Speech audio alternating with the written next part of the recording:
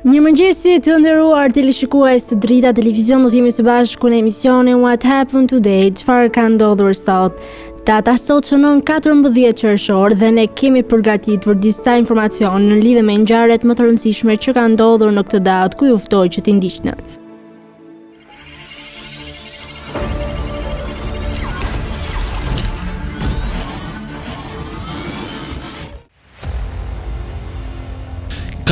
qershor. Ngjarje 1841. Parlamenti i parë kanades filloi punën në Kingston. 1900. Hawaii u bë territor i SBA-s. 1907. Gratë në Norvegji e fituan të drejtën për të votuar. 1927. Presidenti i Nicaraguas, Adolfo Diaz, nënshkroi një traktat me SBA-n duke lejuar ndërhyrjen amerikane në shtetin e tij. 1940. Nazistët e hapën kampin e tyre të përqendrimit në Auschwitz, në Poloninë e okupuar nga Gjermania. 1940. Ushtarët gjerman hynë në Paris. Me okupimin e Parisit u lajmërua vënia e orës policore. 1945. Burma u shlirua nga Britania. 1949.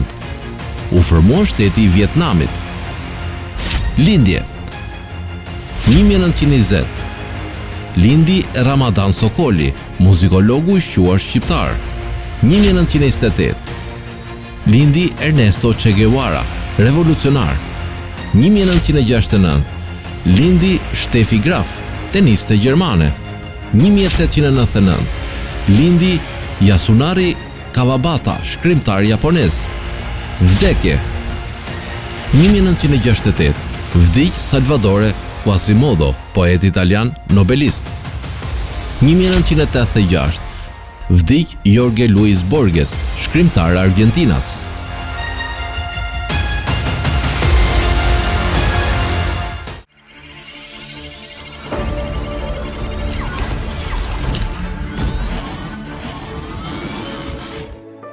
Ndërkohë kemi përgatitur për ju biografinë e Carl Ziegler, i cili ishte një shkencëtar dhe një kimist mjaft i njohur. Carl Ziegler lindi në Helsa, afër Keselit në Gjermani, më 26 nëntor të vitit 1898. Ai u diplomua në vitin 1920 nga profesor von Auers në Universitetin e Marburgut dhe u kualifikua si pedagog në vitin 1923.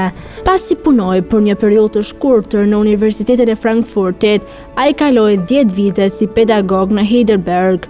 Puna e tij kërkimore në fushën e radikaleve me karbon, trevalent dhe sintezat e tij të sistemeve unazore, me shumë antar i dha atij medaljen Leipzig në vitin 1935. Në vitin 1936 ai u bë profesor dhe drejtor i Institutit Kimik.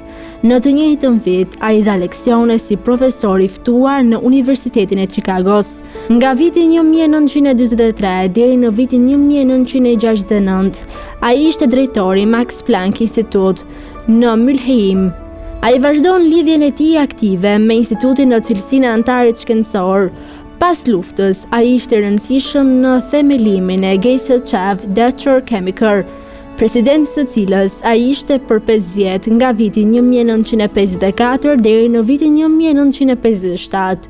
Puna e tij kërkimore në institutin e sipërpërmendur gjatë 20 viteve të fundit mbi sintezat dhe reaksionet në kimin e përbërjeve të organeve të aluminit, zbulimi i tij katalizatorëve të përzier me organometalik për polimerizimin e olefinjave, për shembull sinteza e polietenit me densitet të lartë, të gjitha këto janë mjaft të njohura.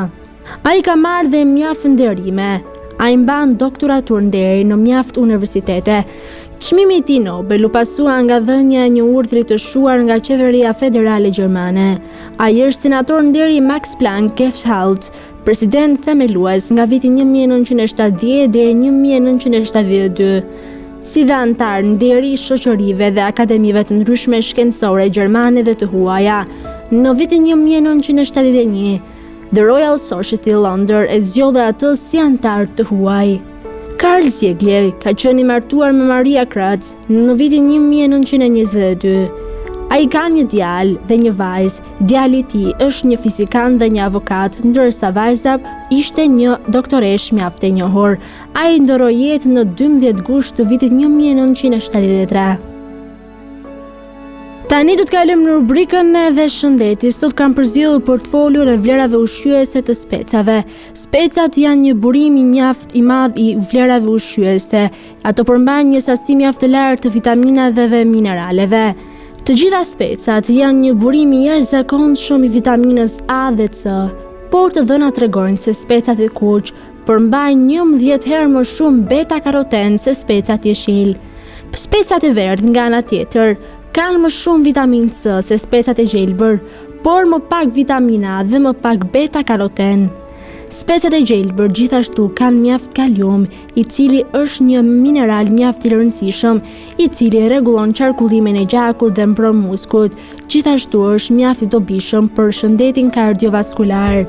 Specat përmbajnë shumë vlera ushqyese. Ato kanë vitaminë B1, B2, vitaminë E, të cilës i atribuohen veçoritë antikancerogjene, vitamin A, acidin pantotenik, ndërsa nga mineralet më së shumti përmbajnë kalium, fosfor dhe hekur. Vitamina A është mjaft e rëndësishme pasi ndihmon në shikim më të mirë. Vitamina E gjithashtu luan një rol të rëndësishëm pasi është një ndihmë mjaft e madhe për shëndetin e lëkurës. Speci ndihmon në largimin dhe shërimin e avitaminozës, alergjive, anemisë, astmës, arteriosklerozës, infraktit, hipertensionit, diabetit, kataraktit, impotencës, rënjës së flokëve, osteoporozës, reumatizmit dhe verbërisë e pleqërisë. Speci ka efekt të dobishëm dhe në qarkullimin kapilar sipërfaqësor për shkak të citrinës, e cila ndikon në elasticitetin dhe deportueshmërinë e kapilarëve, çka është e rëndësishme në shërimin e arteriosklerozës. Mban në kontroll kolesterolin. Kapsaicina, që gjendet tek specat, ndihmon në uljen e kolesterolit në gjak. Gjithashtu, sa më djegës të jetë speci, aq më shumë kapsaicin ka, e si rrjedhoj aq më efektiv është në çdo përpjekje për të ulur kolesterolin. Lufton artritin. Nëse konsumoni speca të grirë, të kuq ose të gjelbër, ke marrë 2 fishin e dozës ditore me vitaminë C. Njerëzit që kanë doza të ulta të kësaj vitamine në organizmin e tyre janë 3 fish më të rrezikuar nga artriti. I mirë për zemrën. Specat e kuq dhe specat e verdhë kanë respektivisht 35% dhe 20% të dozës ditore të vitaminës B6 dhe 7 deri në 10% të dozës ditore të folatit. Sa më i pasur të jetë ushqimi juaj me këtë përbërës, aq më i ulët është rreziku për infraktin, sëmundjet koronare të zemrës në përgjithësi. Tani u ftoj të ndiqni parashikimin e motit në territorin shqiptar. Territori shqiptar për ditën e mërkurë parashikohet të përshkohet nga një mot i paqëndrueshëm me kthjellime, vranësira kalimtare dhe rreshje shiu. Sipas parashikimeve, temperatura minimale do të jetë 11 gradë Celsius, ndërsa temperatura maksimale parashikohet të jetë 26 gradë Celsius. Era do të vryjë me një shpejtësi mesatare 1 deri në 10 metër për sekond në drejtimin veriperëndimor, çka do të bëjë që të krijohen dallgëzime deri në 4 ball, ndërsa temperaturat minimale dhe maksimale në disa qytete kryesore të Shqipërisë do të jenë si vijojnë: Shkodër 17 deri 26 gradë Celsius, Kukës 11 deri 18 gradë Celsius, Peshkopi 16 deri 22 gradë Celsius, Tiranë 18 deri 26 gradë Celsius, Durrës 20 deri 24 gradë Celsius, Kavaj 21 deri 24 gradë Celsius, Elbasan 17 deri 26 gradë Celsius, Berat 17 deri 26 gradë Celsius, Korç 11 deri 19 gradë Celsius, Vlorë 20 deri 24 gradë Celsius, Gjirokastër 15 deri 23 gradë Celsius, Sarandë 17 deri 22 gradë Celsius. Tani u ftoj të ndiqni parashikimin e motit në territorin e Kosovës. Territori i Kosovës për ditën e mërkurë parashikohet të përshkohet nga një mot i paqëndrueshëm me kthjedhime, vranësira kalimtare dhe rreshje shiu. Sipas parashikimeve, temperatura minimale do të jetë 12 gradë Celsius, ndërsa temperatura maksimale parashikohet të jetë 23 gradë Celsius.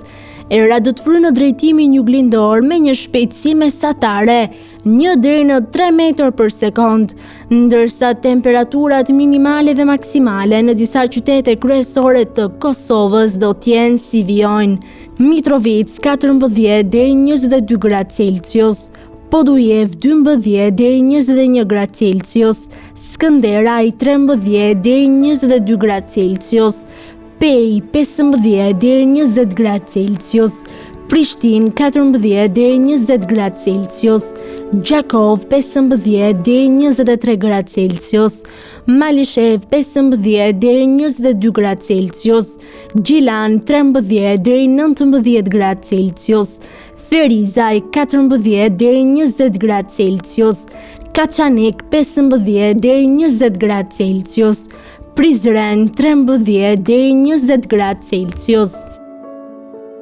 Të nderuar teleshikues të Drita Televizion, kjo ishte gjithçka e përgatitur në këtë emision. Ndërkohë, ju ftoj të na ndiqni në rrjetet tona sociale, Instagram, TikTok, Twitter dhe Facebook. Gjithashtu, nëse dëshironi që të na ndiqni live, mjafton të klikoni në webdrita.tv. Kjo ishte gjithçka e përgatitur në këtë emision dhe ju ftoj të ndiqni programacionin në vijim të Drita Televizion.